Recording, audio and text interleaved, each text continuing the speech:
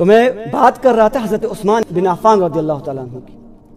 وہ جب بھی کسی مقبرے سے گزرتے تھے تو زارو قطار روتے تھے. جامع ترمذی کی حدیث. اتنا روتے کہ داڑھی تر ہو جاتی آنسوں سے.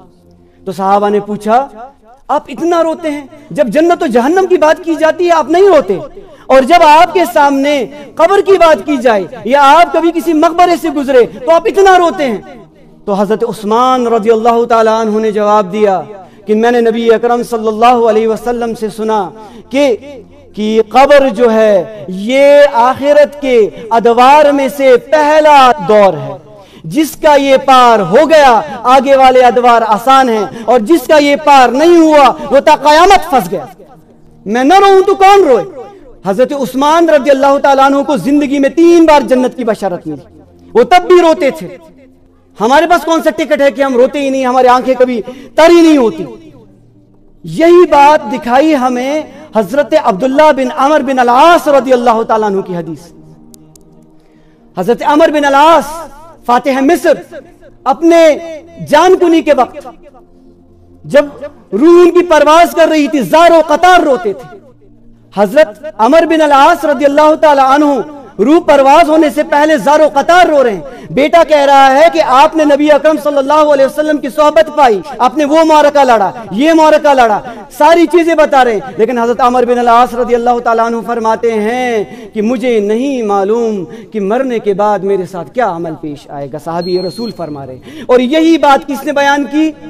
حضرت خواجہ معین الدین اجمیری رحمہم اللہ، خواجہ معین الدین چشتی رحمہم اللہ، کہ جب آخری دن آئے داڑھی سفید ہو گئی ہے، جب بڑھاپا آیا تو تڑپ اٹھے، زار و قطار رویا کرتے تھے. جب ایک انسان بہت زیادہ روتا ہے تو گھر والے تنگ آ گئے، کہنے لگے کیا ہوا اتنا بڑا درویش؟ تو آخرکار خواجہ قطب الدین بختیار کاکی کو بلایا گیا دلی سے. ان کو بلایا گیا تو وہ بیٹھے اپنے پیر کے پاس. فرمایا کہ حضرت آپ کیوں رو رہے ہیں؟ ہم نے آپ کو کبھی بے وضو دیکھا نہیں، ہمیشہ آپ کا شوق قرآن رہا. آپ تا عمر لگ بھگ زندگی کے 50 سال دین کا کام کرتے رہے. سینکڑوں لوگ آپ کے ہاتھ سے مشرف بالاسلام ہوئے. آپ کو ایسے ہی سلطان الہند کا خطاب نہیں دیا گیا، آپ کیوں رو رہے ہیں؟ کیا ضرورت ہے؟ تو فرمایا ہاں قطب الدین زندگی میں تو بڑے عمل کیے ہیں، لیکن میرے لیے دعا کرنا، میرے لیے یہ دعا کرنا کہ کہیں ایسا نہ ہو کہ جب اعمال کے انبار یہ میں اپنے ساتھ لے جاؤں اللہ تبارک و تعالیٰ کی بارگاہ میں، اور وہ کہہ دیں کہ معین الدین اعمال تو بڑے کیے ہیں لیکن میرے لائق کوئی ہے ہی نہیں.